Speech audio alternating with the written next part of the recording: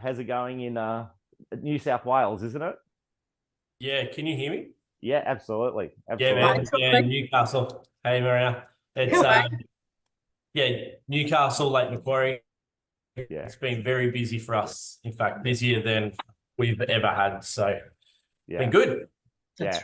And look, we're just talking about the different marketplaces, and obviously we had Jason from Geelong, and Melbourne is obviously feeling the pinch at this point in time. But there was a great article by Greville Bass, and he talked about obviously our marketplace here in Melbourne. And we're lagging behind all the capital cities, and we're ready for a boom. We're really ready for that jump, and for those agents in Melbourne, be ready for it. But great to see you on board, and team. We'll start the recording, George, if we can. We have already, Manos. Oh, fantastic! I did put it on pause, so just make sure that the recording is on. Okay, recording's on, George.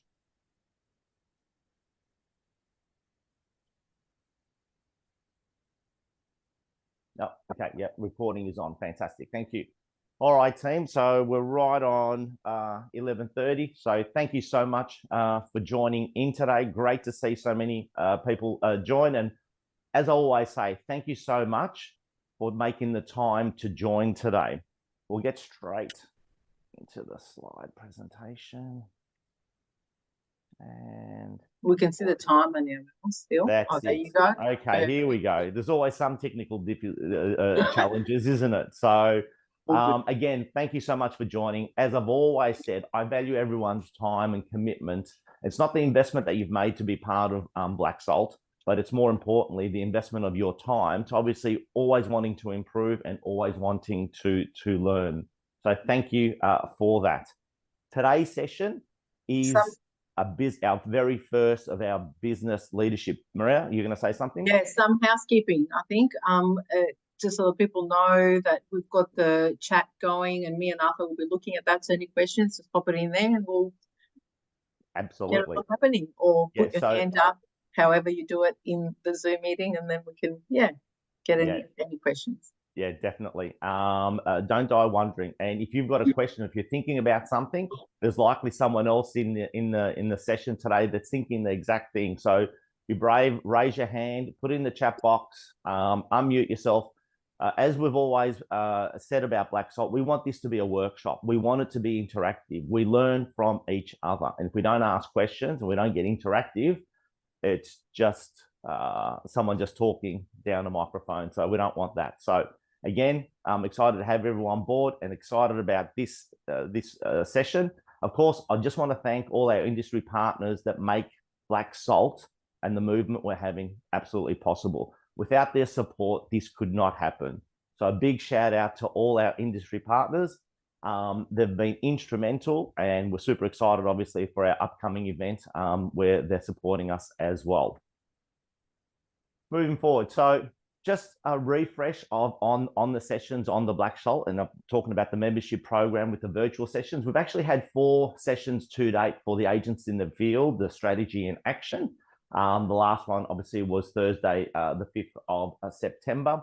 This one is our very first on the business leadership, the virtual sessions. And today's session is what would your business need to look like if you decided to keep it for the rest of your life. So it's designed for principals, directors, office managers, and of course those aspiring agents who are thinking about taking the leap of faith or joining an organization or going into partnership with their principals and getting an overview of what it takes to have a successful business, warts and all. And those business owners that are on this session today know that being in business in agency practice is not as glamorous as most people think it is at times. So we need to understand it. But when you actually think about it, when you actually pull it apart and put it back together and design a business, you can design a business that's extremely profitable, extremely rewarding, and a business that you want to keep for the rest of your life. And that's what the purpose of today's session is.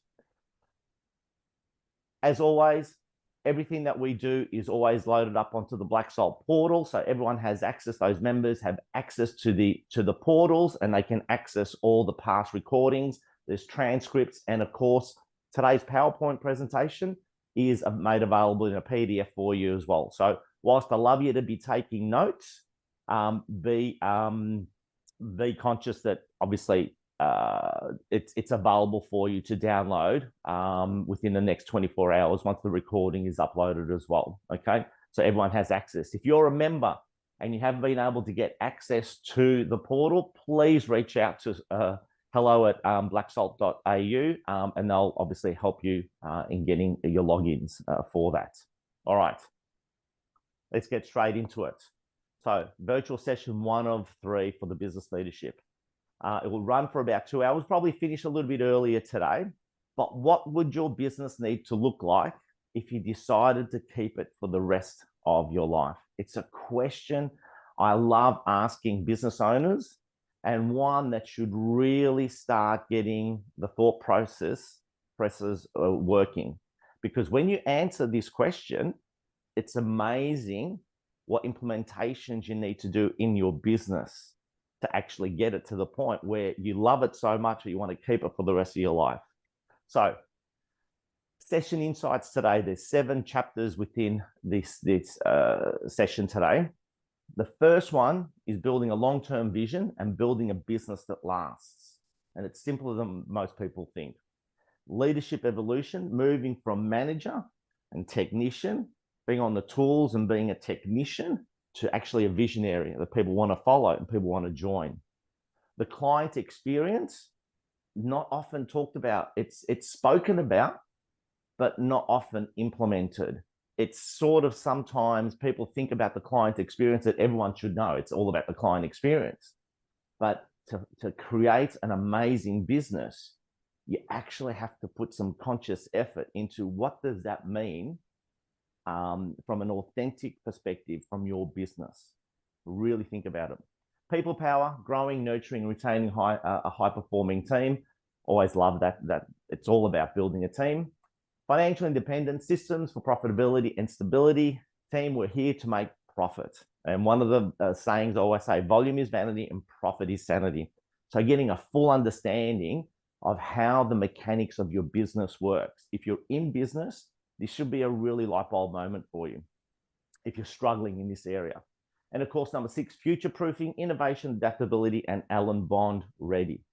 And the last one, personal fulfillment, ensuring you stay passionate about your business. Because at the end of the day, if we have passion for our business and we're eager to get up, it's not a burden to get out of bed in the morning.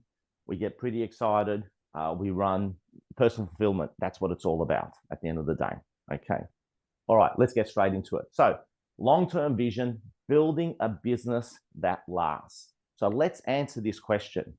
So in the chat room, please type in, what would your business need to look like if you made a decision to be in it for the rest of your life? And I will get some people to unmute as well. And just to share, what does your business need to look like if you made the decision to be in it for the rest of your life? What are those thoughts that go through your mind right now?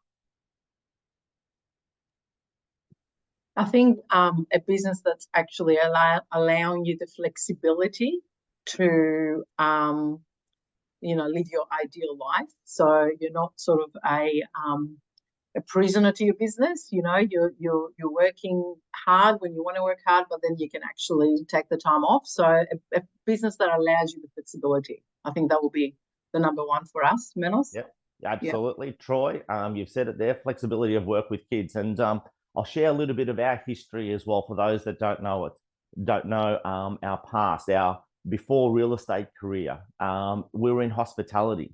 And we were in hospitality for about 13 years. And those of us that have been in hospitality understand that sometimes, for lack of a better expression, it's almost like a jail sentence, because the hours that are required, the lack of time off, and the commitment you need for a hospitality business and a small business is incredible. And it takes a lot of your time. So that's certainly one of our motivators, was to move away from a business that, whilst we're good at it, and we ran a chain of, you know, fast food takeaways. You had 200 staff. Whilst we were good at it and it was making reasonable profit, it wasn't giving us the lifestyle. And I think a lot of people also fall into real estate and sometimes maybe not appreciate the flexibility that real estate actually can afford you, and or don't put the processes in place to give themselves that flexibility. So Carlos, flexibility to leave and come as required for a family life. Yep, 100%. What else would your business need to look like if you made the decision to be in it for the rest of your life? Anyone thinking about profit? Making a bucket load of bank? I think that's a given if you're in business, yeah. I understand, Maria, and I'm so glad that you mentioned that. It's a given. Everyone says, oh, well, that's a given, isn't it? That Yeah. But if you don't articulate, if you don't document it, if you don't say exactly what it is that you want, it's like trying to hit a moving target that you just don't know where you're going. So profit, yeah, it is a given. However, how much profit too? Okay, so highly profitable flexibility and a tight team in place so that the clients are always taken care of, even when I'm not there. Beautiful. Well done, Michael. That is absolutely brilliant. Now, and when we talk about business leadership, there are different sizes of business. There's businesses that are generating, you know, $500,000 in GCI, and there's businesses in this group of Black Salt, you know, generating $5, $6, $7 million in GCI, $8 million of GCI. The fundamentals are the fundamentals, whether it's a small business or whether it's a big business. What I'm encouraging everyone to do is to have an open mind and say, no matter what size your business is, go through this process that we're going to go through, right? To go through to start putting some fundamentals in place and some structures in place that will get you from A to B. Okay, so here's some of the things that we put down. And it will happen. Okay, some common responses include, in answering this question, profitability, okay? And as you said, Maria, it's a given. Well, how much profit? How much profit is it that everyone wants? And having a comment of as much as I can get is not strategic. And you need to know the number, because when you know the number, you can actually put the actions in place and understand your marketplace and all the dynamics of your business to achieve. So we know. So when we benchmark businesses, and we'll talk about benchmarking a little bit later, if you look at the Macquarie benchmarking report that came out late last year in December, the average business, out of 430 businesses that the Macquarie Bank have as clients and they were servicing, the average business out of those 431 was generating $4.5 million in revenue. Half the revenue was coming from property management and half the revenue was coming from sales. The net profit of the business was sitting at just over around the $500,000 mark. So sitting between 10 and 15%. Now, that industry average has been around since I've been in real estate. So I've been in real estate now we're entering our 22nd year, and it's been that amount, that 10 to 15% profit. So benchmarking is really, really important, but understanding how much profit you want out of your business and writing it down is really, really, really important. Okay. So, and there is nothing like real estate to generate your profit. And I mean, I don't know of any business that has the capacity to generate this much profit in such a short period of time when you do the fundamentals. Like $500,000 and $1 million profit is, when you're running a business correctly, is the norm. Okay, work-life balance, that's a common response. But what does that mean? And everyone's in different times of their life. Young kids, Troy, you've got young kids, if I recall. So you want that work-life balance. Are they teenagers yet? Are they teenagers? They act like teenagers. No. 7, 4, and 1. Yeah, congratulations, buddy. Yeah. So you want lots of time with your kids now. Do you know what I mean? So, but once they become teenagers and they don't want to hang around you much longer, your life goals will change. We're empty nesters now. Now we're grandparents. So we're it's a change for us now. Okay. So work-life balance does change. And you need a strong team. And you know, Michael mentioned it in regards to having a strong team. But here's a really big one. Do you have the skills and the mindset to lead? And not everyone is willing to lead, and not it's just because you put the leader's hat on, and just because you put a director's badge on, and just because you're the principal of an agency, it doesn't necessarily translate to having a skill set of leading. So you always got to be developing this, always. Client loyalty or engagement. And I think as a business, we need to understand, what does client loyalty actually mean as a profit generator for your business? And I'm moving away from loyalty to client engagement. And I encourage everyone to start thinking of client engagement as opposed to loyalty, because unfortunately, we hear it so often here in real estate. Loyalty is a thing of the past, and we often get those, we're servicing clients for a long period of time, and then they list with someone else, or they go elsewhere from our property management division. You think, why? Okay, so we need to move away from that mentality of expecting everyone to be loyal to us to client engagement. And when you shift your mindset to client engagement, you're proactive. You're proactive. Because most people I know, well, many people I know, thinking, I did a great job, I gave them a discount in fees and so forth, they're going to come back to me. And it doesn't work. Okay. So what does your business need to look like if you made a decision to be in it for the rest of your life? Client loyalty, and it should be shifted to client engagement. Sustainability, ups and downs of market forces, well, cash in the bank and rent roll. We know in real estate, we're a volume-based business. Okay. So in regards to our marketplace, so on average, if your marketplace is selling 1,000 homes in your service area, your serviceable properties, and 1 year it drops by 30%, that volume's dropped to 700, that's going to impact your business, and it's not through your control. Now, whilst we can do anticipate drops in volumes and do other things to grab market share, you've got to be adaptable to those rapid changes that we're having in market forces. Okay, and we know for those of us that have been in real estate now for at least 10 and more years, the shift in market sentiment is very dramatic. The peaks and troughs are no longer extended; they're very narrow. So when there's a trough, very narrow, and when there's a peak, it's very narrow. So there's been a dramatic shift. So everyone needs to understand that. Okay.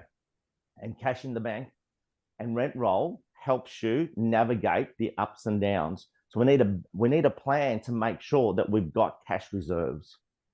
And of course, those people that are passionate about rent rolls, to build a rent roll, because that brings sustainability into your business.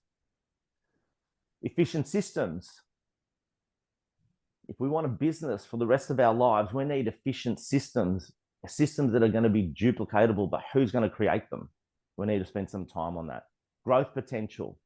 This is a big one. What is the market capacity? So as everyone knows, I do coach a number of businesses, who aspire to open up businesses. The first thing I say, well, what's your vision? How much profit do you want to make?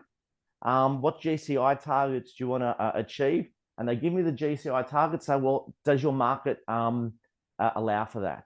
So for example, I was speaking to one agent many, many years ago, goes, I want to do $1 million. And they picked an area and goes, that's where I service and so forth. I've been doing around 200,000 at that time.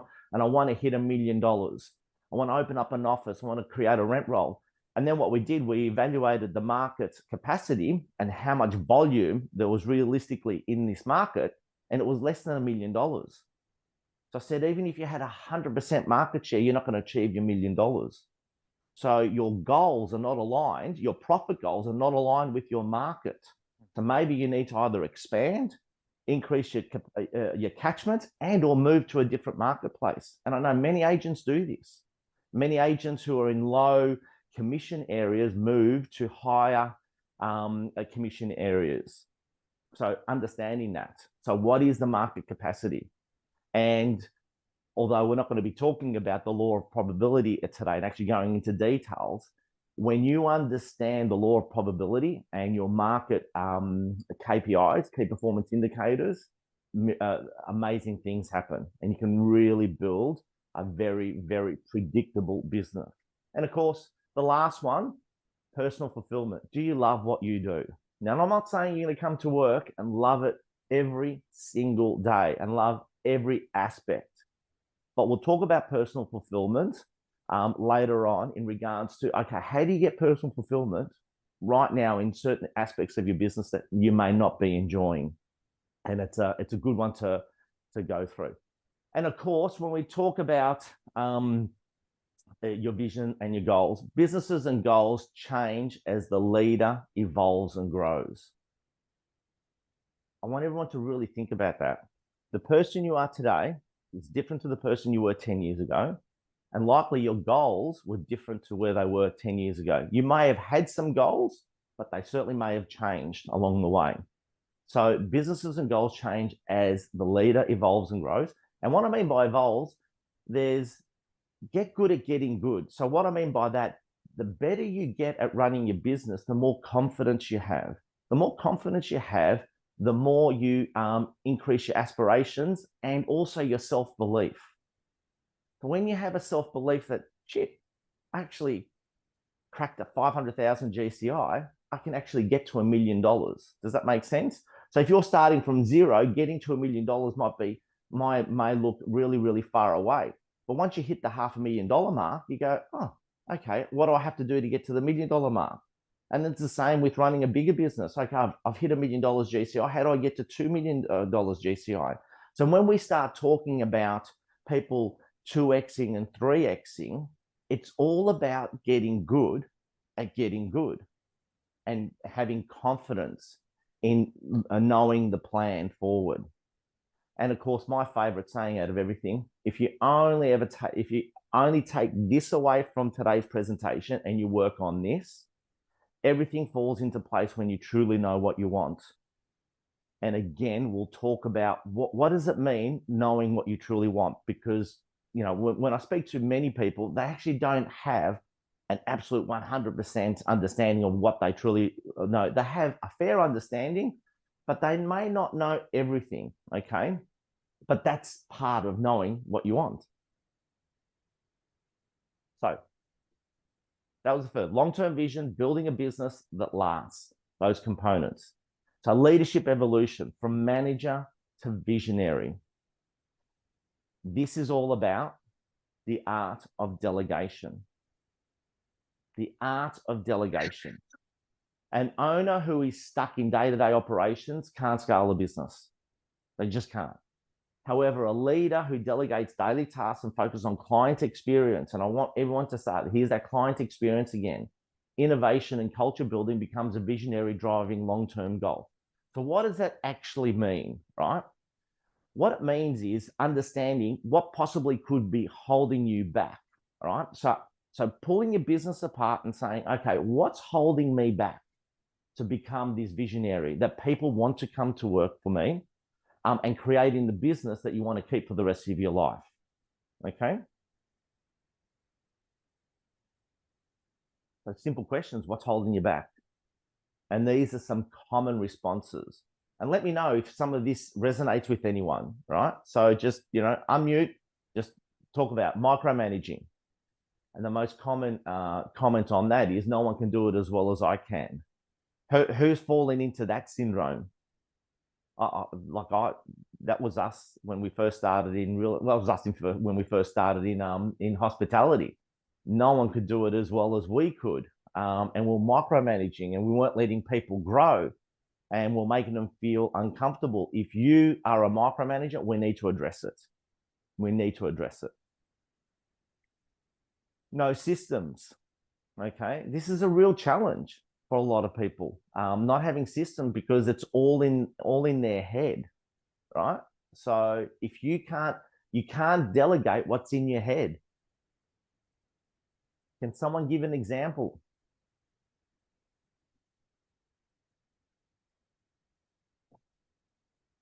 Give me some examples, team. It's all in my head. Who's had that? Examples of what we can't delegate? Or? Yeah, so there's no system. Paul, you're going to mention something. Yeah, I mean, there's multiple elements of that resonate with me, whether it's just remembering to follow a client up. You know, I'm a big believer that if it's not written down, your mind can't hold as much information as what a piece of paper can. Yeah. But then the other level of that is automation in the database. When notifications go out automatically without you thinking about them, if you set them up, they go out. You don't have to think about them. It's sort of set and forget. Yep. But also delegating that task to someone else in your team, Paul, and whether it's someone in your immediate team or outsourcing, right? So I'm a really big thing in regards to outsourcing. But again, it's just having a shift in your mindset. So micromanaging, no one can do it as well as I can. No system, because it's probably all in your head and you need to dedicate the time to put pen to paper and create the systems. Undefined KPIs. I'm not good with numbers. This is a really big one that I hear a lot of people say.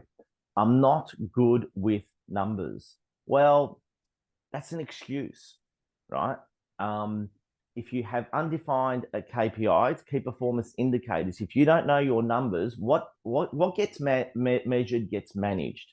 And if you're not measuring certain aspects of your business, you will never create a business that you could keep for the rest of your life, because you'll be just in groundhog year. Mindset, scarcity or abundance. If mindset is holding you back, scarcity or abundance, if you're always thinking about the listings you're losing instead of the listings you're gaining, if you're always thinking about why aren't I getting opportunities in there, why aren't I attracting great talent, no one wants to, or you've got a mindset. This is a big one that I hear a lot of business owners talk about, and that mindset is good people aren't out there. You can't find good people today. If you have that mindset, that scarcity mindset, it's going to affect your business. So we need to address it. Time management, reactive, not proactive. So again, time management is one of those critical characteristics, critical disciplines that we need to have to make sure that we're doing the right things at the right time.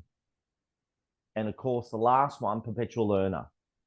If you don't have that perpetual mindset to learn all the time, and you are I know everything sort of person, you're going to struggle. And we actually had a meeting with, we catch up with a few people every now and then, and this was a real challenge for this individual, been in real estate for a really long time, but I know everything.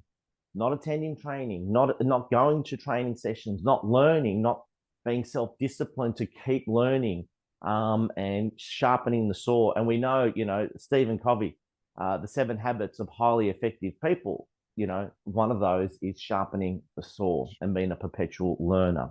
So we need to understand that. Okay, moving forward. All right, the client experience, crafting lifelong engagement. So we've just gone through the long-term vision, building a business that lasts, leadership evolution from manager to visionary. Okay, so what does it take to become a manager, to be a visionary? And of course, having that long-term vision. But it all starts and ends with the client experience. Crafting lifelong engagement. And there's that word again, engagement. So this is what I've understood, clients for life.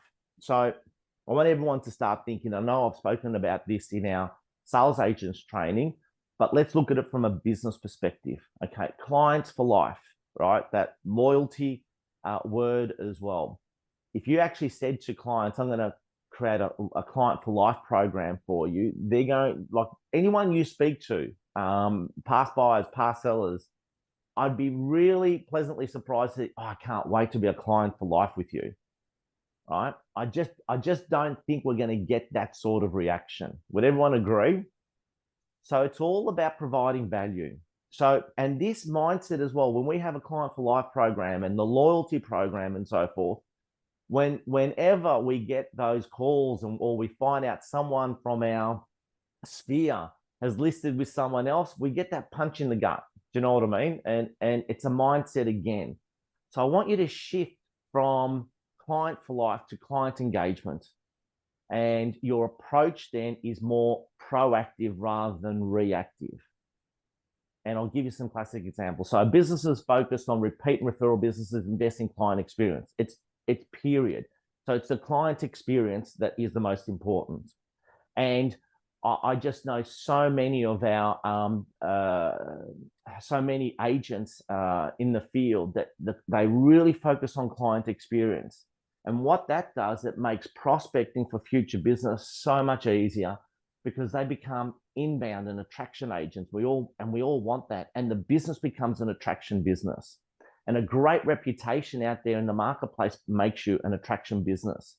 So it's just not cold prospecting that gets us business. It's actually our brand and our brand awareness and the brand equity that we're building out there. So start thinking about it from there. And a simple example is if an agency sends personalized anniversary messages on home purchases, for example, which is, you know, I'm a big one on the home anniversary, and provides market updates quarterly, we build loyalty, but we build more consistency in our messaging and we become memorable. So if you have a transactional approach, it misses the long-term value. And of course, becoming an attraction agency becomes so much more difficult, right? So, and that's what we want. So as business owners, one of the best things we can do is actually go into realestate.com. All the data is there and see where we are on the pecking scale in our marketplace. And what's it going to take for us to be, have our opportunity ratio really skyrocket? And I know a lot of agency directors are measuring this, and individual sales agents, where, you know, 10 listings come up in the marketplace, and then they're looking at, well, how many of those did I actually get called into? And then reverse engineering to see, well, of the 7 that I didn't get called into, when was the last time we connected with those 7 homeowners? It's a really big one to really focus on, because when we evaluate that as a business, and of course, if you're running a team, you're sending the same message and everyone's on the same page, then of course you hope to increase your opportunity ratio. Because I don't know of anyone who's got 100% opportunity ratio in their marketplace. I don't know of anyone. I know people having 50%, 60% in micro marketplaces of 1,000 homes or 2,000 area. Yep, I understand people get to 70, 80%, but from a suburb perspective, I don't know too many who have an opportunity ratio in the high in the high level. Does anyone know their opportunity ratio? Who's been measuring it? Whether you've got a small service area or you've got a large service area. So let's just talk about that right now as a business. Paul, you're running. Paul, you're shaking your head. Okay, so let's unpack this. Okay, because we want to learn some fundamentals, right? Is that okay? I'll use you as a bit of a guinea pig, Paul. Yep. Okay, so Paul, do you want to just share with your team where your business is, how many sales you do, your volume, and so forth, just to give it a snapshot? Yep. So we are in Narre Warren, which is 42 k's out of Melbourne, southeast, and we have a team of, I don't know, 4 or 5 sales agents. We've got a couple of EBUs. In our market share in our suburb, I know that we have 20% sold market share. Right. But I haven't measured the opportunity ratio. Okay. So let's just talk about this. So it's really, really, really important. Okay. So my next question to you, Paul, what's your success ratio of all the properties that come to market? How many on average do you think? What's your percentage that you lose? Lost to the competitor, or, you know, we learn. We don't lose, we learn. Yeah. So I know my success ratio and one of our agents, but not as an office. I haven't measured it as an office, which is probably a bad thing. Yeah, we need to measure it, but it's what I want to talk about is let's get some logistics of how you actually do this very, very quickly and very, I don't want people spending times on spreadsheets and spending too much time on this. This is to just get some clarity. So we're going to work this through. So what percentage do you reckon? Are you losing 10%, 20%, 30% to the competitors?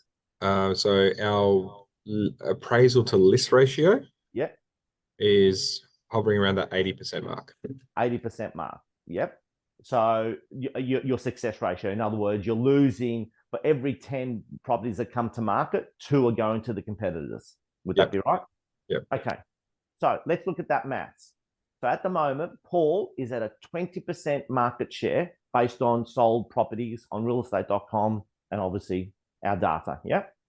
His success ratio is 80%. So that tells me 20% is going to the competition. So which tells me his opportunity ratio is sitting at about 24% in the marketplace. This is really important to understand as a business owner. All right. So that tells me 1 in 4 properties that come onto the market in Paul's area. Do you know how many homes sell in your area, Paul? 400 a year. 400 a year. And then you've got a wider catchment. I'm yeah, so I measure the suburb where obviously we have market share. Yeah. Because I know you we you're do probably sell. Yeah, keep going. Yeah, we do sell a few in the surrounding suburbs as well, but because we're not market leaders there, I guess. Yeah, you're focusing on the 400. Okay, out of the 400, right? How many of those homes of the 400 have you sold 80 of them? Yep. Perfect. Okay. So Paul sold 80 of them. 400. So another 320 have come onto the market. They win 80%. So that tells me 16 properties went to the competitors. So you got into 96 doors. It's simple. 96 doors. 304 did not call in P&G Real Estate. Yeah. I don't understand why, but you don't understand why. Okay.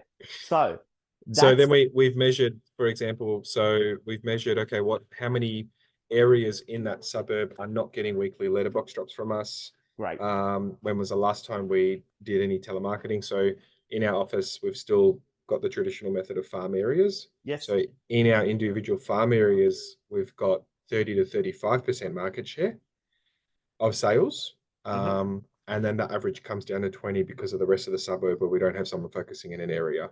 Yeah. So perfect. yeah, so we don't have a structured approach to it. It's probably a little bit of ad hoc, but we go, okay, let's do buyer letters in that section here. Let's make sure that, Well, my recommendation is, so business owners, those people that are managing teams and growing teams, I recommend at your sales meeting, that's on the agenda. The agenda is of the listings that came onto the market in the last 7 days. What was the last bit? Did we get called in? Are they on our database? What prospecting went to them? And you'll start, when you do this, you will start developing a plan for your prospecting. And again, we start talking about client engagement as opposed to client loyalty. It's a really important shift in mindset. Okay. And you master this, because opportunity ratio is everything. Imagine getting called into 400 of the now vendor, the properties that sell every 12 months. Even if you had a 50-50 success ratio, you lost 50 to the competitors. You've suddenly gone from 80 sales to 200. And all you've done is focused on your core area to get called in. Can you see how your strategy as a business owner just changes and say, that's my focus. My focus is getting called into those listings, those imminent sellers. And that's everyone's goal. Okay. It is everyone's challenge though. But again, if we break it down, we can identify where there's holes in our business and understand why we're not getting called in. Right. So the client engagement challenges, right? So these are the challenges I see a lot of businesses have in keeping engaged with their clients, right? Those that master it, they have phenomenal businesses. Most people who master this switch off their lead generation programs because there's too many leads that come in. So delivery of service, right? Those people that have challenges have a transactional focus during sales campaigns. They're just thinking about getting it sold, getting the vendor to accept the price from the buyer's up as much as possible. It's transactional. It's not a client experience during campaigns. This is where magic happens. And for those that attended the Black Salt session and saw Gary Jones from Gary Jones Homes in Gordon in Queensland, if you didn't see it or if you weren't present, please go back to the recording and just have a listen to his client engagement process, the pre-settlement inspection. That was such an important and invaluable session, and just implementing that in your sales process during your sales campaigns will create that memorable experience. And it's so simple, it's ridiculous. And as business owners, and we'll talk about building the A-team and standards, that should be part of your standards, okay? The other client engagement challenges, short-term thinking. Most people, that's the chase and kill, right? And once they sell a property, they have a buyer, they have a happy seller, whatever, they kind of forget about them because they have that mindset of they won't be selling anytime soon. They won't be I'll get onto them. I'll make that follow-up call. You know, the 7-day, the first weekend buyer follow-up and vendor follow-up after the property settles is one of the most critical phone calls that an agent can make and an agency can make. Now, if your agency has agents that won't do it, you need to put processes in place within your agency so someone else can make the phone call. And this is where I want people to start thinking a little bit outside the square. You as a lead agent, I want you to start thinking as a business, right? Who else can make those phone calls? If you're not prepared to do it, get someone else to make those phone calls. Hi, I'm ringing on behalf of Arthur. Congratulations on the settlement of your home. We're just calling to see how your first weekend transpired. And then that's it. And then get the feedback. And a third person can extract more information from that. But most agents are thinking about the next sale. They don't want to make the phone call just in case something was wrong with the house. And, you know, the previous vendor left it untidy. The remote control is not working and so forth. But what a missed opportunity. Missed opportunity. Client engagement challenges. Those people, gifts are expensive. Scarcity mindset. Again, this will come up often when running a business and creating a business that you want to keep for the rest of your life. You can't afford to have a scarcity mentality. You need to have a mentality of abundance. And of course, the client engagement plan, again, there's never a one-size-fits-all what your engagement plan is. And we've shared a number of those through our sessions, especially with the agents in the field virtual sessions. So please go back and have a look at that, pull it apart, make it your own, and implement. So can anyone put their hand up or put a message in there to say, hey, I've got the client engagement plan in place? It could be really simple, right? It doesn't have to be complex. It could be 3 or 4 points of contact throughout the year, but it's a plan and that consistency. Who can confidently put their hand up and say they get an anniversary card and call, they get a market report every end of financial year, end of calendar year, just an SMS. They get a calendar magnet at the end of the year. They'll get an SMS or a phone call from me for a just listed, just sold. That's as complex as it needs to be. And I guarantee you, you put that simple process in place, you'll be in the elite agents in the field.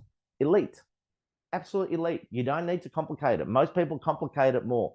So as a business, set the standard as well from your team to do the same thing.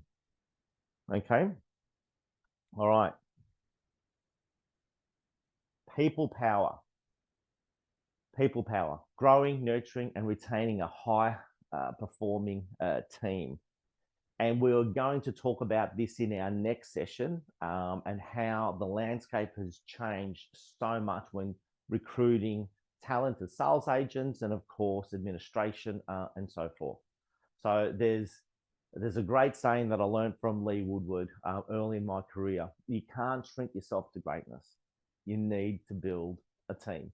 And it is, I guess, just like Maria, you mentioned about, isn't it a given that people think about profit, right?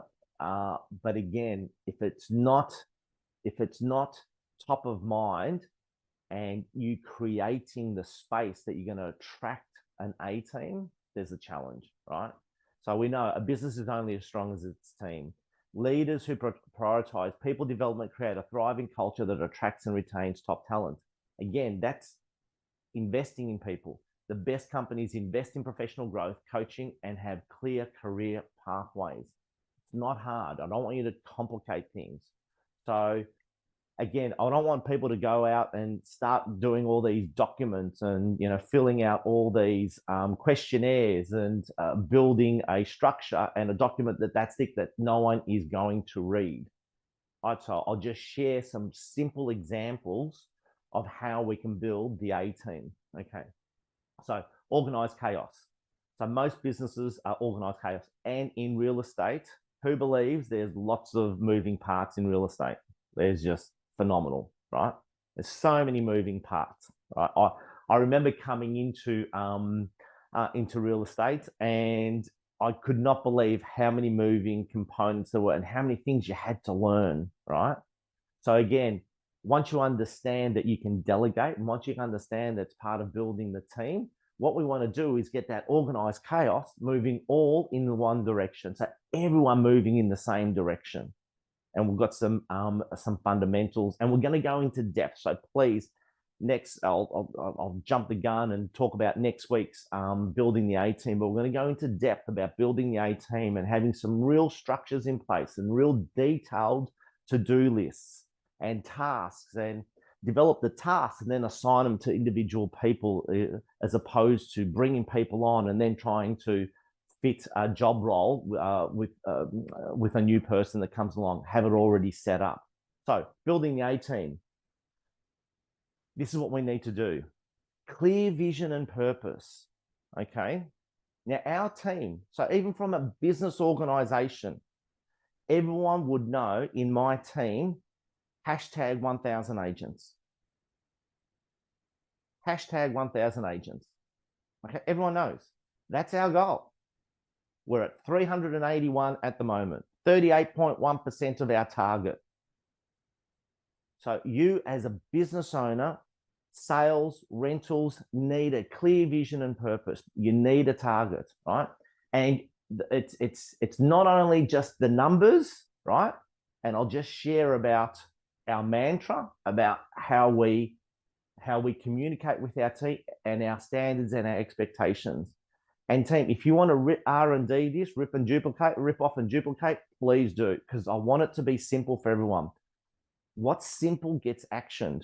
I don't want people to start thinking, oh, I've got to do a vision statement. And we did a vision statement some time ago, and I had to bring the book out to read it.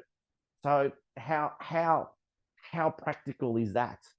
Like, imagine sitting down with a team member and saying, well, these are our visions and our goals. Are we aligned on this, right?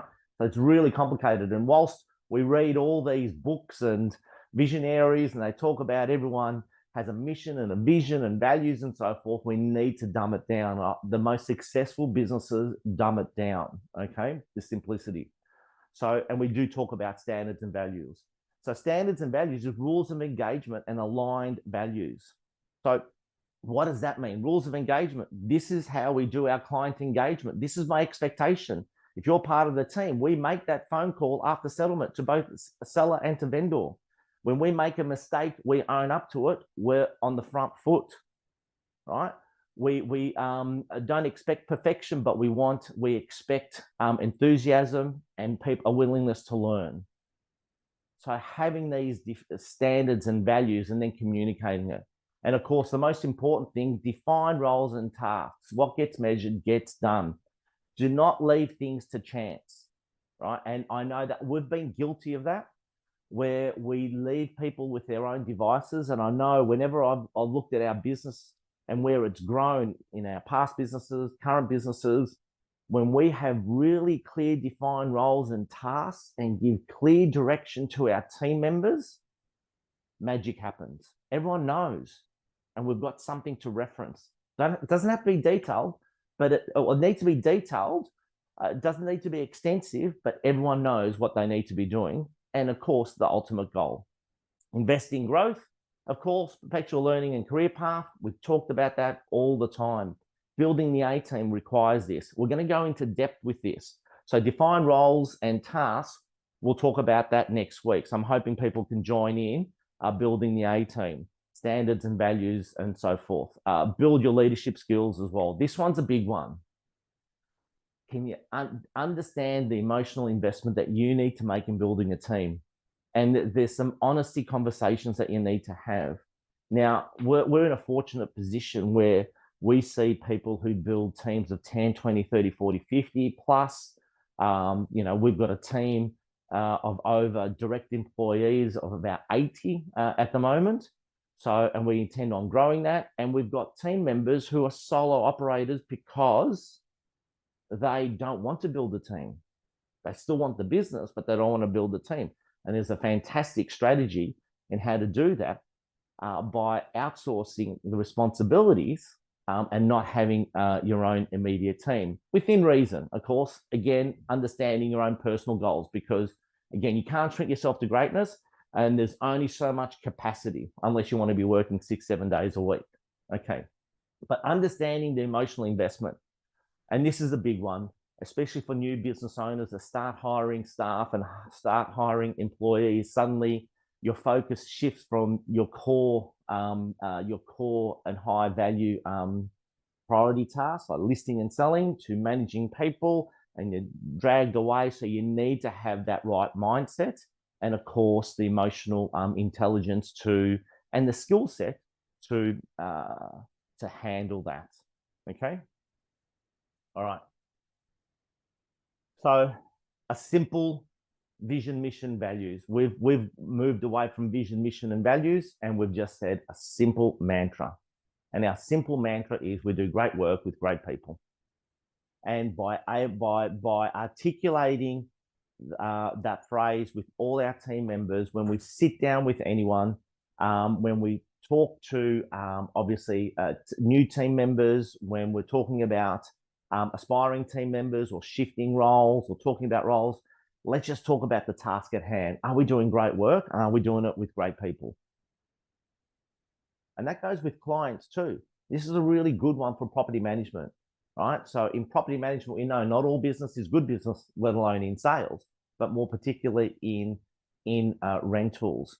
And I want you to think about in rentals, right, how often we need to move some clients on for the safety of our property managers. So when you have a mantra like this, we do great work with great people, that's a reflection of our clients as well. Okay. When we talk about attention to detail, if mistakes have happened, so well, is this great work? And when we talk about working with great people, we understand great people are what? They're kind, they're considerate, they're focused on the job, they're proud of their work, they're proud of the work because they want to do a great job. They have attention to detail. They always want to learn. They're the right people for the organization. So exactly, Arthur, they're accountable. They're self-accountable, right? So again, this may not resonate with you. If it doesn't, create your own. If it resonates with you, by all means, just grab it, rip off and duplicate. We do great work with great people. It will make your managing of your team members so much simpler. And of course, you feed that to your leadership team as well. And that's how you communicate within your office environment and your workspaces. Okay. We're running through this really well, team. So how are we going for time? Oh, perfect. Okay. So We'll finish well in time, team. I'm pretty sure before 1 o'clock. Okay, financial independence, systems of profitability, and stability. So this is one of my favorites. As everyone knows, I'm into the numbers. I love the numbers, and it's what I love to do. Okay, this is a big one. If you have to wait for your accountant to tell you that you're in profit, it's too late. If you have to wait for your accountant to tell you you're in profit, it's too late. As business owners, as a leader, you need to know your numbers intimately. Intimately. I'm not saying that you need to be into your Xero file or MyOb or whichever platform you're using and so forth, but you need to get intimate with your numbers, right? A business that only focuses on sales by creating a system for cash flow management, profit tracking, or expense management will and can run into financial issues, right? Creating a financial system allows for consistent growth and stability, and it's part of your target, part of your vision. And we're trying to create a business that you want to stay in for the rest of your life. It revolves around numbers. A profitable business and a cash flow positive business is an exciting business to be operating.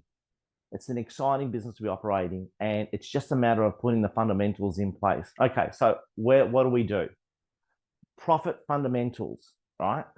These are your profit fundamentals.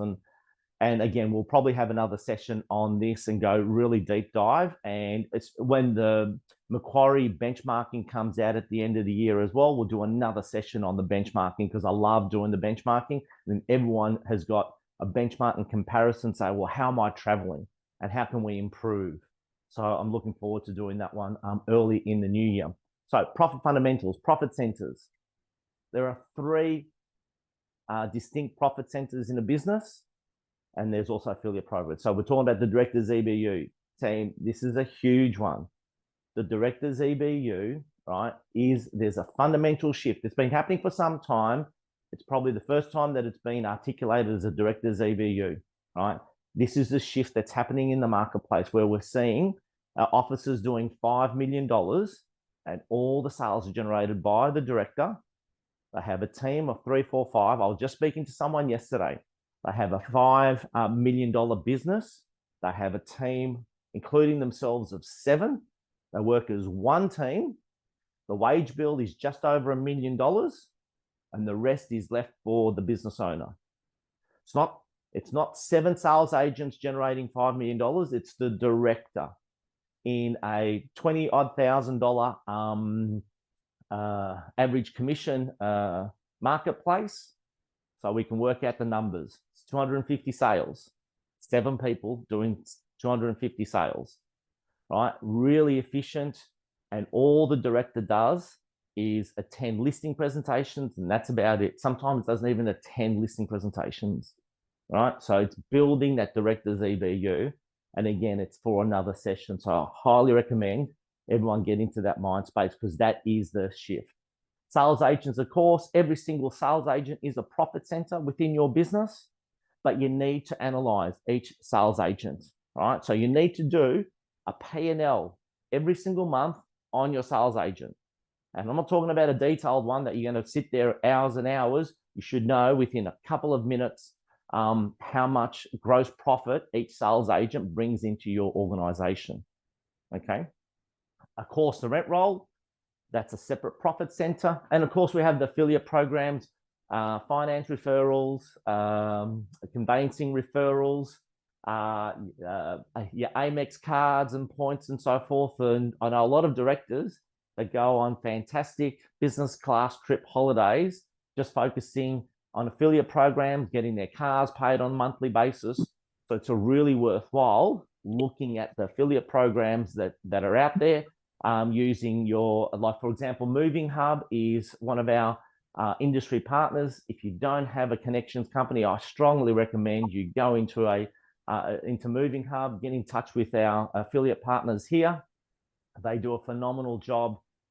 It certainly pays for lots of team lunches and team events as well, depending on the size of your business. Now, expenses and fixed and variable. big one. Evaluate invoices weekly. Please do not delegate this task. The business owner, I know it's tedious. It's probably the only tedious task that I ask all business owners to do. You must look at every invoice on a weekly basis, evaluate it to make sure it should only take you, if you, depending on the size of your business, it's a 15-minute to 20-minute task. Have your processes in place with your bookkeeper to have them in your zero files, pending invoices. Do not allow an invoice to be paid unless you run your eye over it, and making sure that the expense is allocated correctly and that you're not losing money. We did this exercise. We've done it numerous occasions. And I remember when I first started doing it, we evaluated that we were overcharged. In one particular year, we had in our very first business, and we were doing about 150 odd sales a year. So it was a sizable business, not really high, not high GCI, really low commissions when we first entered real estate 21 odd years ago. And I remember $6,500 of invoices were double invoiced from suppliers. So we actually kept the record of it. I said, okay, let's see how much that's going to save us if we're just doing this monitoring. So where suppliers actually doubled invoiced us, okay? So invoiced us for the same job on a different invoice. I'm thinking, okay, well, this is a little bit strange, not collecting VPA from clients. So it was a huge one.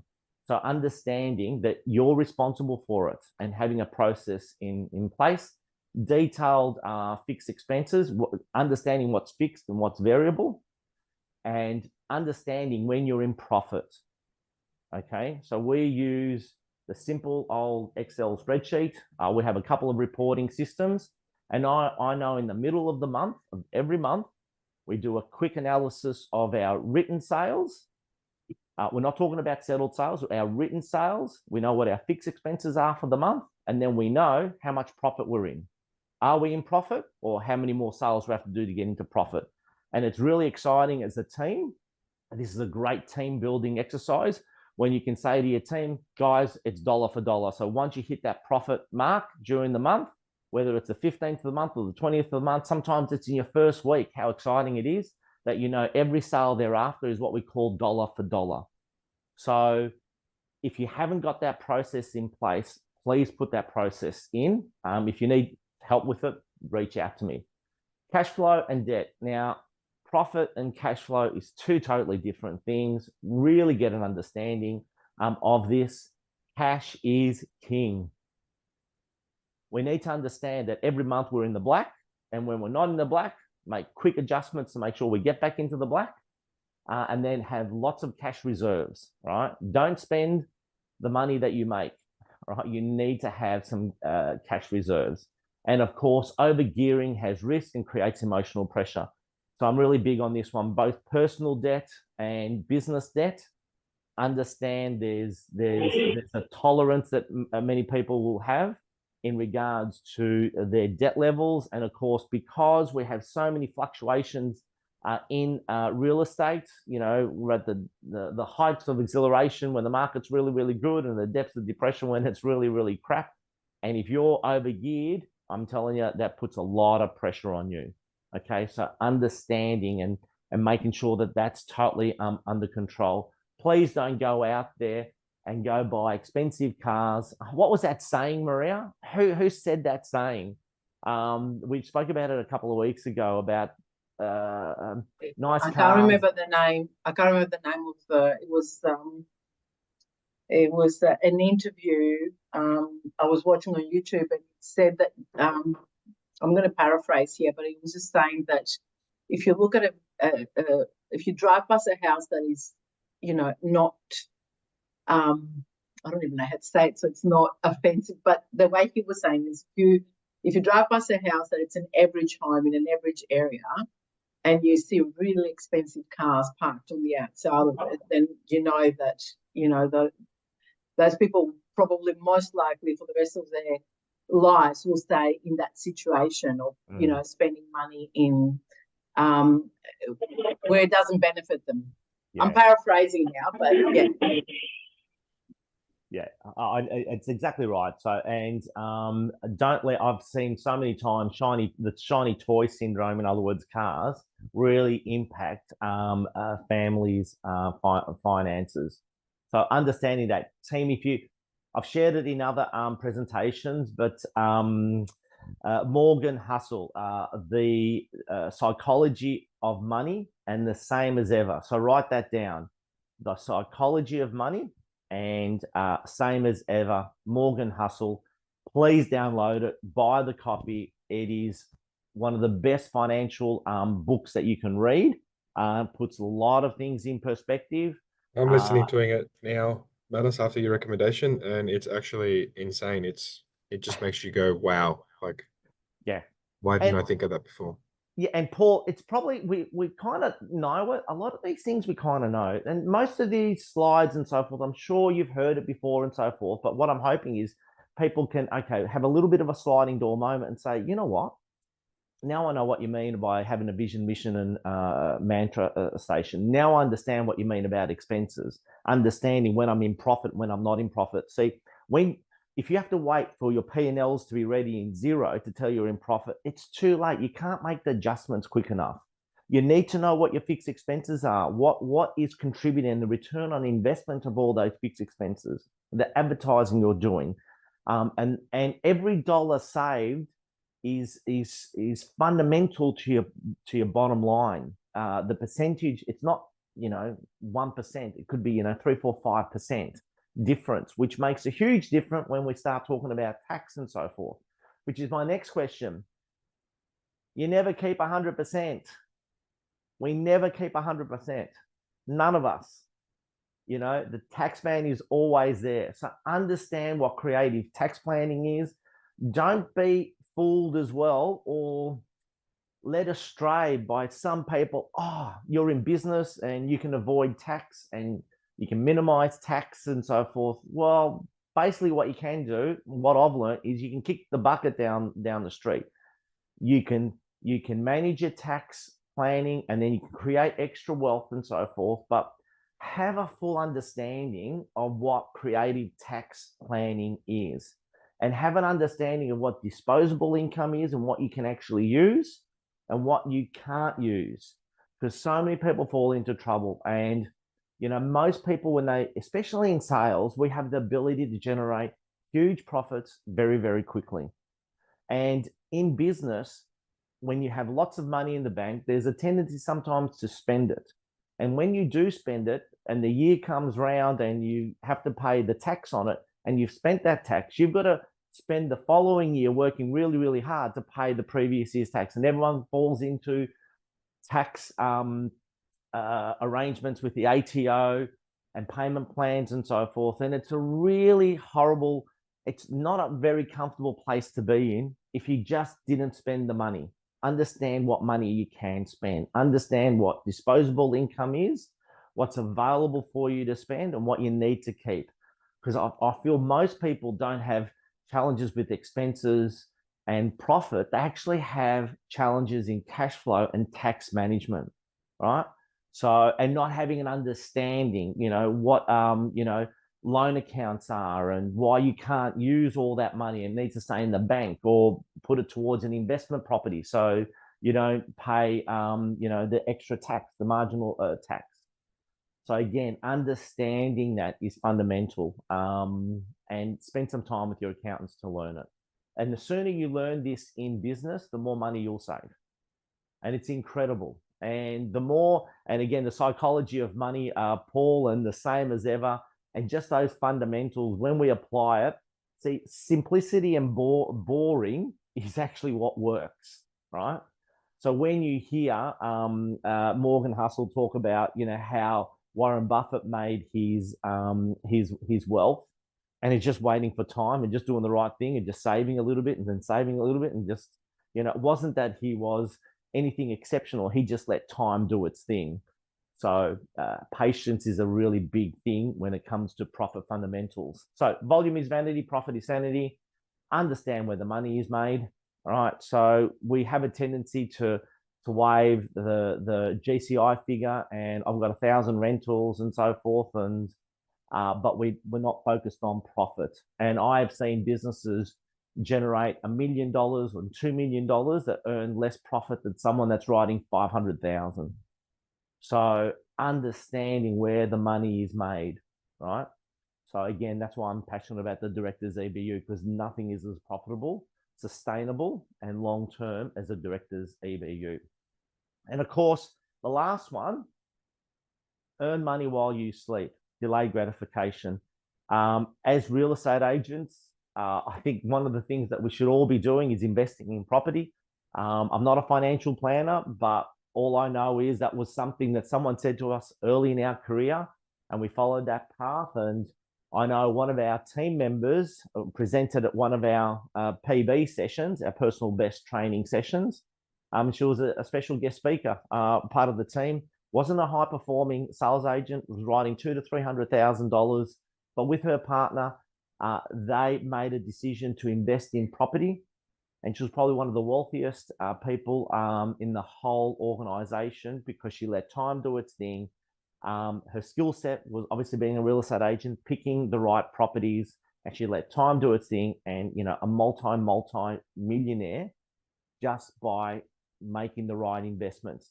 And one of her things, who can recall one of her statements? Who can recall her comments? And the way she actually obviously invested. What was it? Can anyone remember? Yeah, I can. Every time I feel like buying a new car, I go and buy a new house. I rush out Another and buy property. an investment property. What a fantastic comment. Every time I felt like buying a shiny new toy car, I ran out and bought an investment property, because she knew that that investment was going to grow, whereas the car, the shiny toy, was going to, it's a debt. It's not good debt, okay? Does that include leased cars? Sorry, Gary? Hello, I'm a late Hey, buddy. arrival. Does Hi, that Gary. include, hello, does that include leased vehicles? Because that's a Yeah, business it does, Gary. expense. Oh, Yeah, no. it does. It does. And everyone should be Oops. talking to their accountant right now, right? Because there's the changes that have happened with the fringe benefits tax, right? So real fundamental. So here's a tip. It's a tip. Speak to your accountant. But the fringe benefits tax have become so challenging now that a lot of people are moving their cars into their personal names, right? So because you actually end up paying more. So if we fell into that trap probably 2 years ago, and we changed accountants, and it was the first thing my accountant said to me. He goes, Manos, and we didn't even have leases on the cars, but they were in the company name, so the cars were paid off. And he goes, Manos, I need you to shift these out. He goes, because you're paying so much fringe benefits tax, we're far better off claiming it through your personal. So these little questions, that saved us quite a few $1,000s in 1 year, right? So certainly, you know, a few tickets to Greece, put it that way. And that's how we look at it sometimes. But yeah, personal investing, wealth creation, everyone should be, and those business owners, I've always encouraged everyone, if you can buy your own personal premises, you know, that's a big one for us, Gary. Buy your own personal premises. Have that in your, if you plan to be in this business for the rest of your life, if you think that way, own your own premises. Own your own premises. Okay. Second last, future-proofing, innovation, adaptability, and Alan Bond ready. And this is a real simple one, right? Alan Bond ready. Build and maintain the business so that it is always ready to sell. We're in real estate. What's the first thing that we say to our sellers one of the things that we recommend to our sellers when we're about to list their property? What's one of the things we ask them to do? Prepare the home, like full preparation. Yep. Prepare the home, paint it, get the fence fixed, get the letterbox fixed, get the gates fixed, paint the interiors, right? To get it ready for sale. And a lot of people do the same thing with their business. There's a lot of moving parts in their business that need attention, right?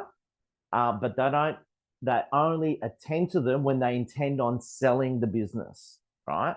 So I want you to think of Alan Bond. Alan Bond was the famous entrepreneur in Western Australia who tapped on the shoulder of Kerry Packer at the time, who owned Channel 9, and offered him $1 billion to buy Channel 9. Now, Kerry Packer at the time felt the business wasn't worth $1 billion, but he got tapped on the shoulder, and that's why I call it Alan Bond ready. But he was ready to sell it, okay, because the opportunity came. But the beauty about having your business Alan Bond ready, and especially those that have property management, right?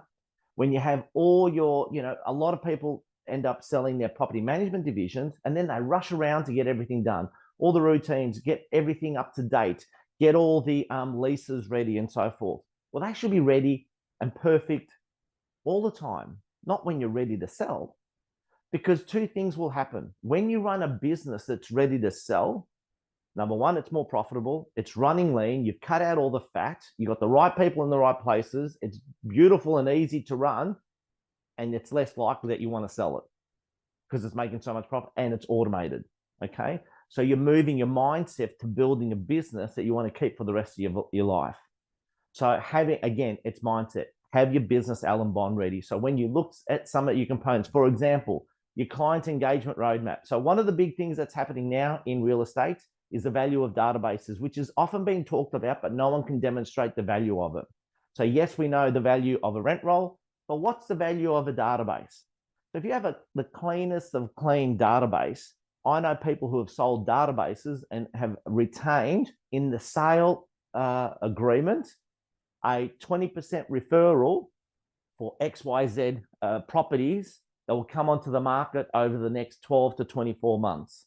When we sold our first business, we had no rent roll, nothing. Everyone said, Manos, there's no value in your business. I said, well, actually, I can demonstrate how many listings are coming from our database. I can demonstrate how many we've got in the pipeline. And I sold the value of a sales business and people were blown away. But the incoming purchaser had a ready, captive, clean database, knew exactly what needed to do. The client engagement process was in place. These were imminent sellers. And there's so many different ways that you can get remunerated for it too. It could be referrals, it could be an upfront payment, and so forth. So again, be Alan Bond ready, right? So again, in doing so, the business is likely to be operating at its optimum performance. Okay, and of course, as Jason said, declutter. So future-proofing, right? Future-proofing, we need to have high-value activities, database management and brand awareness. We need to have our brand awareness top of mind in everything that we do. And of course, our database management, they're the two most valuable assets that a business has. Forward thinking, anticipate client expectations. We know client expectations shift and we need to be ahead of the curve, right? And we understand that there's market fluctuation, so we need to be prepared for that. So we need to be future-proofing our businesses by anticipating these changes. Of course, team engagement and participation. It is all about building the A team around you. And that's where you can introduce partnerships, profit sharing, shareholding agreements. And again, that keeps your great people well rewarded, as everyone needs to be well rewarded. I'd rather be paying above the odds than under the odds and not having the turnover of staff and a long-term team member. Now, I understand the people likely that got you here will not likely be the people that will get you there. It's just part of business, right? But you're always focusing on making sure that your team is always engaged. Just like we talk about client engagement, your team needs to be engaged. And of course, technology and systems, review and investigate. However, don't fall for the shiny toy syndrome. And where possible, outsource, outsource, outsource, outsource. Efficiency now is brought in through outsourcing. And it's the complexities in business, in human resource, OH&S, compliance and so forth, the effort that it takes, where possible, outsource. And as a business owner, sometimes you may look at that and say, oh, that's going to cost me a few extra dollars. It's actually not. When you actually do the numbers, outsourcing is more efficient than actually doing it in-house, okay? And more importantly, the financial burden is actually less, but most importantly, the emotional burden is less. Like our trust accounting is outsourced. Our bookkeeping is outsourced. Now, full disclosure, we own parts of those bookkeeping and trust accounting. So my admin partner and Beyond Figures bookkeeping, yes, we own a small portion of those businesses, okay? We created them. We helped create them. But again, they're independent from our business. By outsourcing it, I don't have to worry about who's going to be doing my books, who's going to be doing my trust accounting, who's going to be doing this, who's going to be doing that. So the financial is so much better, but more importantly, the emotional and the level of commitment that I need to manage that management commitment has been removed from the business. And I run a really more efficient business. And that way we can focus on high value work. So understanding that. So last one, personal fulfillment. And we'll be right on time to be finishing a little bit early. Personal fulfillment, ensuring you stay passionate about your business. And you know, this is a topic that I often talk about with directors, especially those established directors that have been in it for a long time, and they get to the point where there's a little bit of burnout. Okay, there's a little bit of burnout. The love for the business is not there. How do you keep passionate about your business, right? So, and we go through some fundamentals, and the most important thing is to understand it is actually never perfect. Business is never, ever perfect. And when we understand that business is never perfect, we forgive ourselves, right? Because every business will have its challenges, right? Building a business is hard work, right? And we need to build resilience and most importantly, understand who you are. So when we talk about fulfillment, let's just talk about some fundamentals. Understand what makes you tick. So self-awareness and your why. If I can encourage everyone to understand their self-awareness, right, and really focus on your why, and you may not have an absolute clear vision of your why, but when you start thinking about it on a daily basis, and highly recommend, I was just listening to Joe Dispenza this morning. He just, look up Joe Dispenza. He just released a video 3 days ago. It's already had about 100, 200,000 views on it. It goes for about an hour. I was listening to it on the way to work today. I haven't finished it, but it was a summary of Joe Dispenza, you know, becoming superhuman and the power of the mind and the frequency and the things that we talk about obviously manifest and so forth. So when you're self-aware and then you focus on your why, and he goes about, you need to look at your why on a daily basis, and you need to make sure that your why, right, and the reason you do things is attainable, right, so that you can reach it, so you can actually get that those emotions. When you understand what makes you tick, what makes you happy, what makes you fulfilled, right?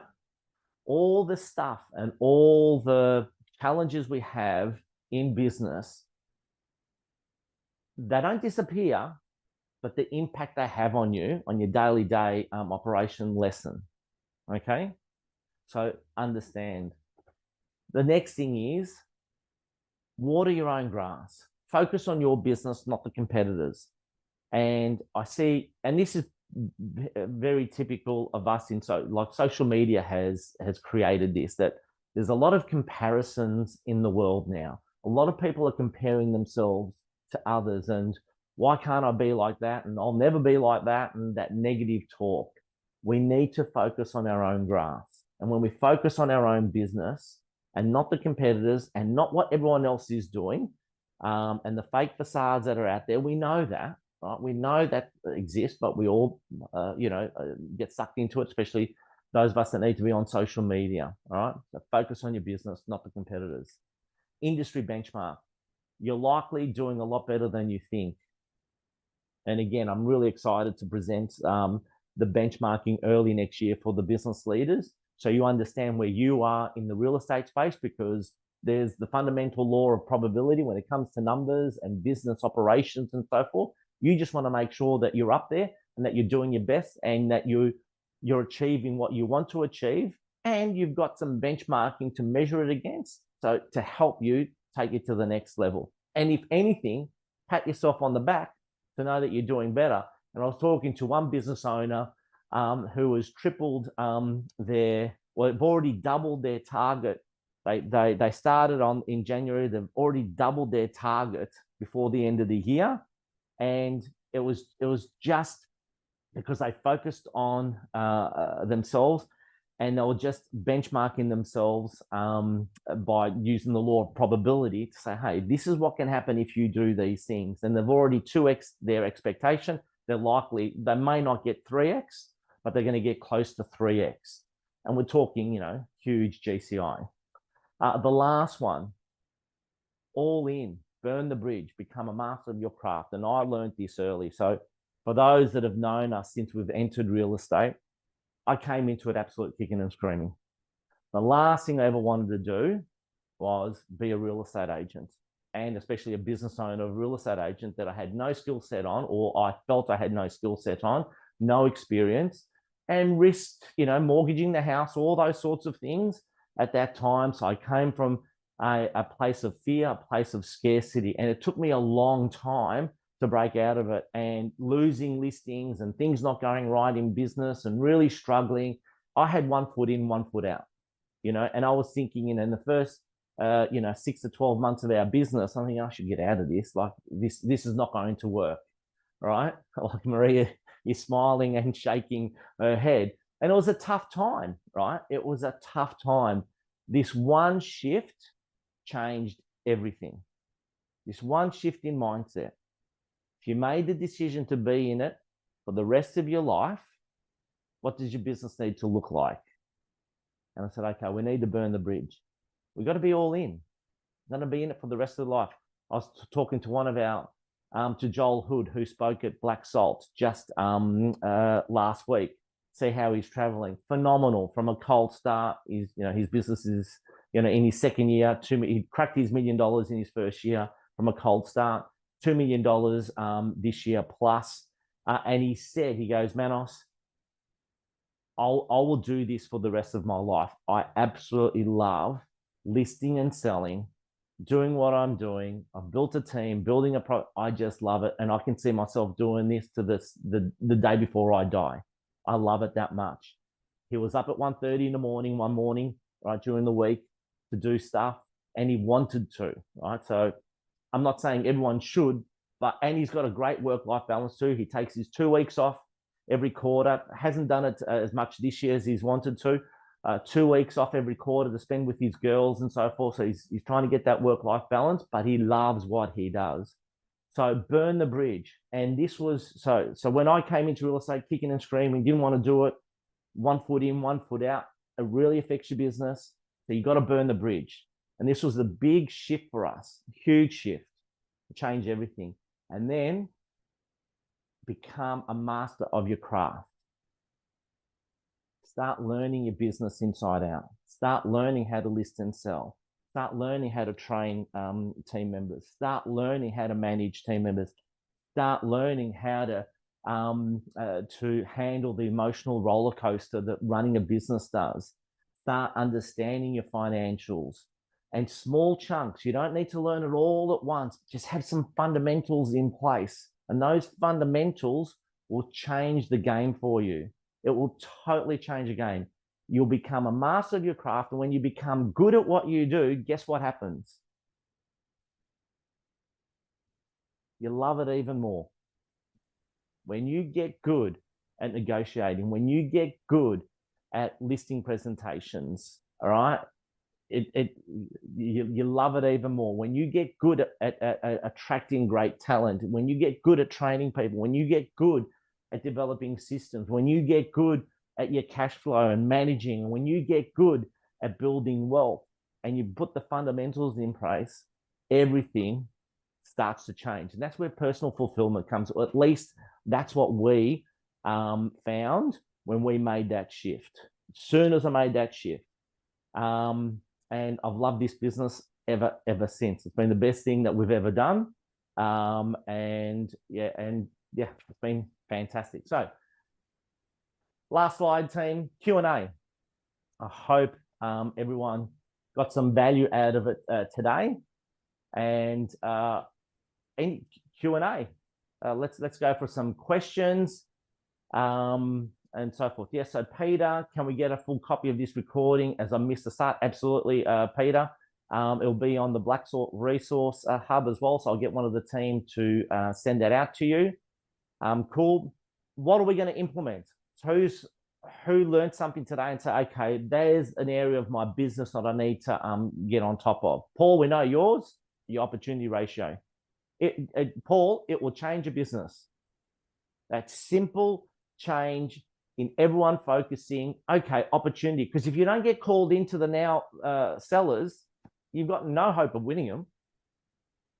No hope. If your success rate's 80%, your next goal is get into those other 300 plus sellers. Troy, burn the bridge. Troy, change the game for me. Absolutely change. Can you just share in regards to yourself? Yeah, can you hear me? Yep, absolutely. All right. Yeah, burning that bridge. I've been doing this for years, and I've got 1 foot in the sales role still and 1 foot in the directorship. And I've been teetering that edge, and I can tell that it burns you out trying to do it all. Yep. To grow, I'm trying to move into the director's role to grow the team. Yeah, burn that bridge. Yeah. But it will get me out of the field. So reach out, Troy. I'd love to have a one-on-one, and we'll just talk about what that can possibly look like, and we'll just share. Look, next week is the building the A team, right? So we'll probably focus. Whilst it's not about a director's EBU, right? It could be very similar to a director's EBU, because that's what's happening in the marketplace now. When you're seeing all these high performers and so forth, because the market has shifted. Information is readily available. You need to be at the top of realestate.com to get in the now vendors, to be on the shopping list, all those sorts of things, from the referral sites and so forth. So there's a way to do that, but you've got to build the director's EBU. But you as a director, you've got to look at it and say, okay, where's my profit coming? How much profit do I want to make? Right? Because do I want to build the sales team? Do I want to build the director's EBU? Do I want to just focus on property management? And when you answer those questions, then you can focus on the activities of what you need to do to grow your business to that size. To make $1 million in real estate with sales agents, you need to go 12 wide, all of them doing $300,000, 12 sales agents doing $300,000. You pay them 60%, you'll be left with $1 million in profit. 10 to 12 sales agents, that's it. And it's very sustainable, very, very doable, very simple, but it's not easy. Because finding those 12 people is the challenge. And it is the changing landscape. And again, we'll be talking about that at the next leadership meeting. So, okay. So one of the big things that I talk about is learn the rules of the game and then play the game better than anyone else, right? So, and that's the key. Learn the rules of the game and then play the game better than anyone else. But reach out and love to help on that. Let me stop sharing as well. So actually, just remembering. So next week, team Black Salt virtual session building the A team. So I'll go into real depth, talk about obviously job descriptions and some example pay structures and so forth. So I'll go into that. So make sure that you join into that. The next virtual session for the leadership is in November the 21st. Lock it in your calendar. Again, if you haven't got a copy of the agenda and so forth, reach out and the team will get it. Also remember, team, 10th and 11th of December is the Black Salt 25 conference here in Melbourne. So it's new workbooks as well that are coming out and so forth. So make sure that you jump into that. Let me just stop. Lock it in your diary. Stop sharing the screen. Okay. What else? Any other questions? It's 1 o'clock. What else have we learned today? What are we going to implement? What are we going to implement? What's missing in our business? We say, okay, I've known about that, been talking about it, but what am I going to implement? Because the power of the value in any training session is the actions that we take thereafter. Remember, if we don't do anything by Monday, 90% of us will likely do nothing, right? There's only a 10% chance to actually implement. If you do something between now, and it's a long weekend for us Melbourneites, so it gives us great opportunity just to review the notes, just write a couple of things. You know, say, you know what? I'm going to do my fixed expenses. I've been talking about doing my fixed expenses. I'm going to do my fixed expenses. Does that make sense? So that's something that you can work on, right? Okay. That's it. No more questions, Maria? I have one. How Yep. come we've got 2 or 3 Stephanie Longleys in the? So we've got a few messages here. I'm not sure if it's the way that everyone has just registered, so I'll just bring it to George's attention so we can figure that out for the next time. I've just logged in at the Coolum office, so that's the first time I've popped up as Stephanie Longley. I'm not sure who she is, but it's me. Yeah. On the same. Even David Dwyer before was on the most unattractive Stephanie you've ever seen. That's gold. And there's a couple of others. Obviously, the comments on the side. I think, because we've copied the link. Okay, Scott. Yeah. And Kathy can tell implementing the director's EBU. Absolutely, you're well on your way. Yes. We need to go a little bit wider, Kathy, and you're going to be there. And congratulations on affiliate hub. On a great start, Kathy. Yeah. Congratulations, huge, great start. So we'll be bringing the whole team to the Black Salt. Love it, David. That's going to be great. So we've got some great speakers at Black Salt. We've got Lisa Novak, Mark Novak. We've got Chris Henry speaking. We've got Tom Panos interviewing, hosting the panel with the team. We've got Christine Ewan on the Agents Day. She's going to be classic. Joel Hood's doing follow up on his session. Matt LaHood's back as well for the Leadership Day. Just thinking off the top of my head, I think I've covered the Fox and Wood Boys. Fox and Wood Boys will be sharing their story and how they've been able to grow their business and have that real work-life balance. So that's going to be exciting as well. So some other great speakers as well. So it's going to be jam-packed. And again, obviously the workbooks, that the implementation, of course, the program continues. That monthly catch-up, 1.5, 2 hours, we'll catch up. And again, as always, team, it's recorded. You can go back. It's been transcribed as well, summarized, so you can go back so we can implement. And most importantly, reach out when you need some challenges. And what I've been doing of recent is getting a couple of directors together, and they might have the same challenge in their business, and we just brainstorm it and so forth. Sometimes that one-on-one, is really important. Excuse me, Manos. Yeah, please. Go for it. Hello, how are you? Yeah, really good. God, sorry, I was a bit late because I had a first day back after leave and a little trip to New Zealand and some family matters I had to attend to over the last couple of days, unfortunately. Our condolences, Gary. I saw it yesterday. Thank you very much. It was a pretty big day on Tuesday, which was also my second wedding anniversary. So my family better hope for it, but they better appreciate it. Anyway, Claire's just started today as my EA. She started yesterday. So we're going wide. We now have myself as the lead agent. We have Nathan and Amanda as co-agents to me. Mark, of course, overseeing the business, and we've divided the role into a campaign coordinator, brand and property marketing coordinator, and then Claire being my EA. So we're working on basic operational with Mark, campaign and brand coordinator to do campaign management and branding management and social media a bit. And then, of course, Claire to make my day run smoother. So we're just in this new evolution. It's a new model. We've now gone to a team of 6, which will be really exciting. And it's a really exciting step for us. I suppose the question I've got for you, Manos, is, when you're building this newer team and you're growing your team and you're trying to sort of, go a little bit wider, what do you think would sort of be that? I mean, clearly defined roles and responsibilities, I think, is our number one project at the moment, and that's going to evolve a little bit. We've asked everybody to be a little bit understanding because we're recalibrating and we're trying to look at this new model. But like, what do you think sort of are the most important things to focus on when you decide you're going through a growing phase? Yep. And now you want to get clarity. You need a team manager, and it can't be you, Gary. You need someone that, in effect, for lack of a better expression, becomes the director of this director's EBU, right? And they're the team manager, and everyone goes to them, even yourself.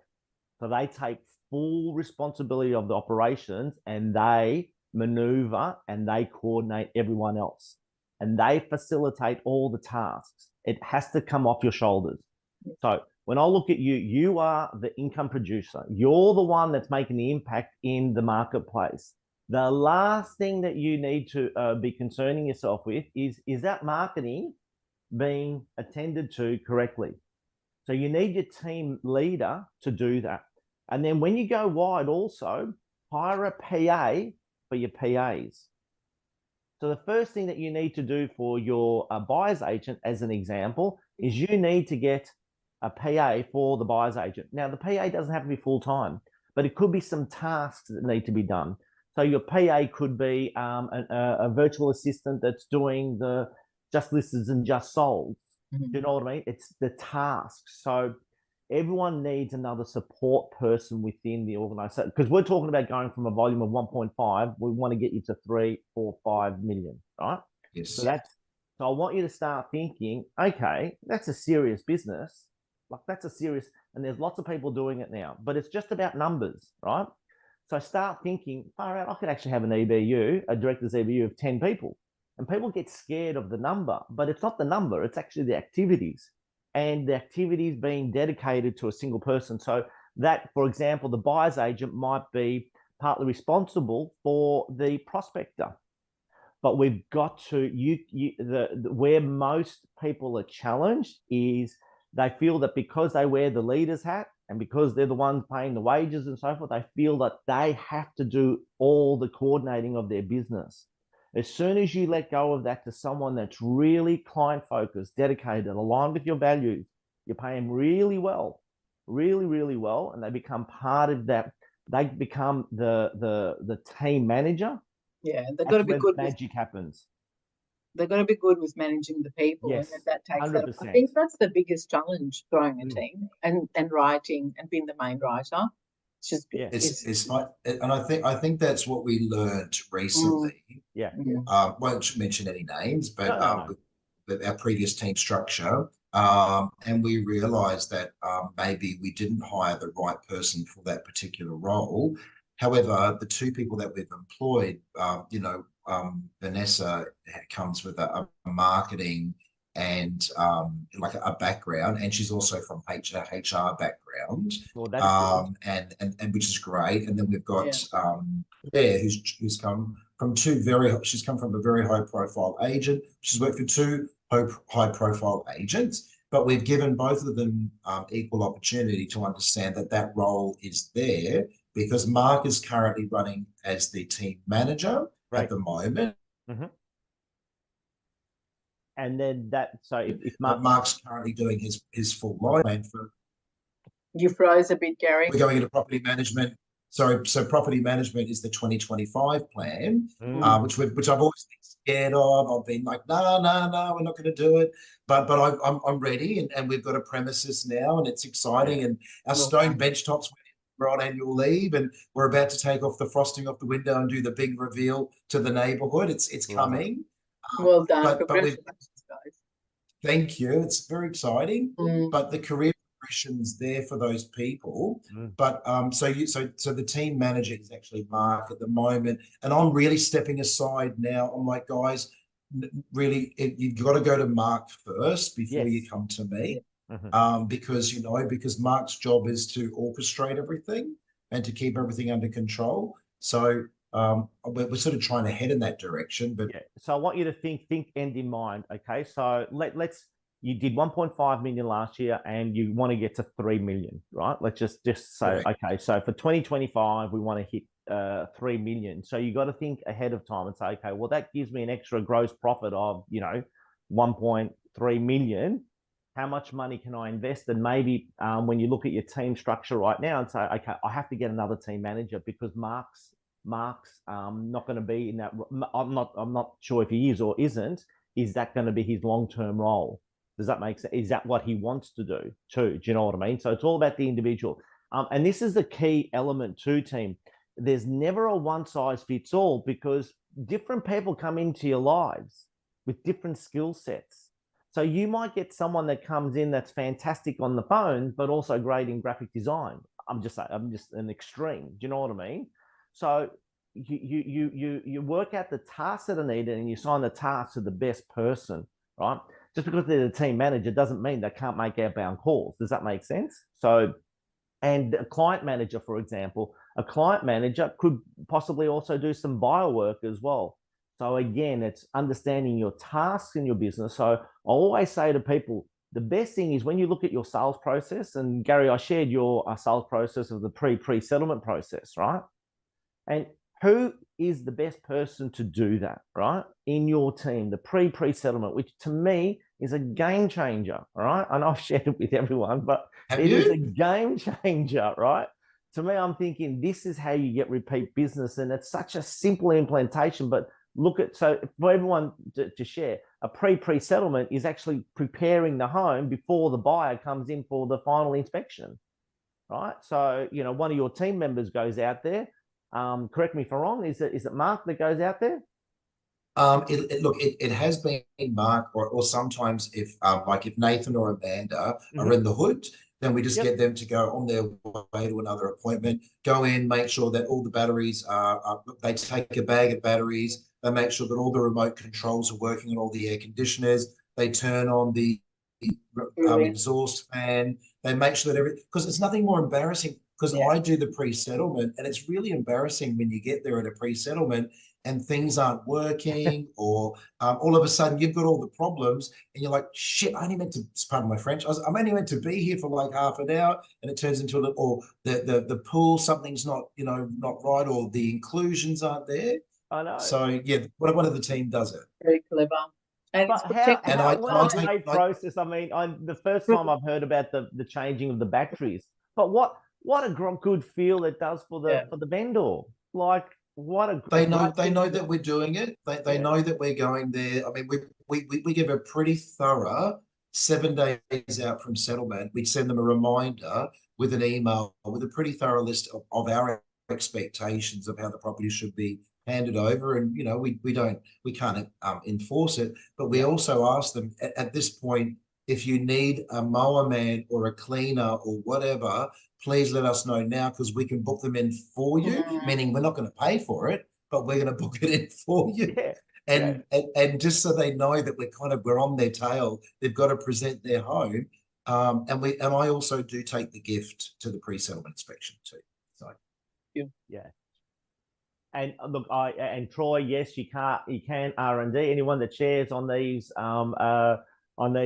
sessions can certainly R&D. And what I've known is the top 10% of agents will implement the unfortunately the 80 or 90% that just won't work in my marketplace. So again, we've got to focus on our own grass and not worry what the competition is doing. Just keep doing it. It's just like the anniversary strategy. If everyone was doing the anniversary strategy, you think about it. If there's 10 real estate agencies in your marketplace, every property in your marketplace should receive 10 anniversary cards.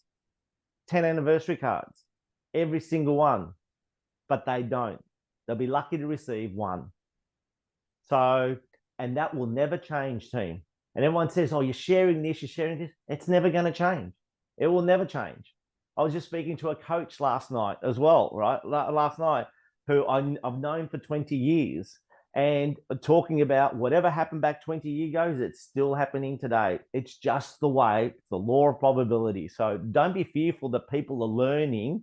I'll rather be on your sharing community, learning what the best of the best is doing, because I know most people aren't going to do it anyway. Do you know what I mean? That's why people will see me go to training sessions, conferences, always learning, because I'm going to pick up all these invaluable tips that we continue to share as well. But yeah. Yeah, so Kathy Cattell, you mentioned about you got 2 prospects, both with different skill sets. I want to employ both of them, need to plan structure again. And again, next week, what we'll be talking about is the 28-day assistant planner. And it's a fantastic document. You only have to do it once, but you do it religiously for 1, 2, 3 weeks, and you'll find out the tasks that are getting missed or that you can delegate to someone within your business, right? I remember Mahesh, he goes, Manos, I only did it for a week and it changed my business, right? So again, it's these things that you can apply to your business that it doesn't take much time. You only do it once and then it just becomes part of your process. So awesome. All right. So yeah, looking forward to working with you on that, Kathy, and bringing them on, and obviously doing obviously helping them formulate your director's EBU, because that's really, really important, getting that longevity. Team, anyone else like to share? All good? I hope you enjoyed the session. Was it a good one? It was a little bit different. I didn't get any Excel spreadsheets out, so it was very good. Awesome. All right. Again, next week, 11:30 for Building the A-Team, part of the agents sessions, training sessions from the Black Salt. And then in November, we'll do our follow-up, structuring a team and the changing landscape of recruitment and how we can address that. Awesome. All right. I'll leave you to it. Again, as always, team, thank you so much. I really value your time that you put towards this. It's obviously not been part of Black Salt. It's more the time that you dedicate to learning and bettering all our businesses. And always reach out. Feel free to reach out, message me, and I will get back to you. Can't promise you instantly, but I will get back to you to have some chats. All right, be good. Thanks, thank you once everyone. again. A big thank you to Good to see you, Steph, everybody. Arthur. Sorry, Maria. I'll just say good to see everyone. Yes, online. Always good to see everyone. And it's great to be back in Melbourne. We got some sun out today. We got some sun out today. Which is Come on, honey, it's freezing. Just be honest. I thought there was sun out there. It was about 11 degrees God. driving to work today. So, but all good. A little bit different to where we were a month ago. It was colder in Queenstown. Yeah, I bet it would have been. Yeah, absolutely. Yeah, a place we need to visit. All right, be good, everyone. Thanks again. Good Talk to very see you, soon. everyone. Cheers.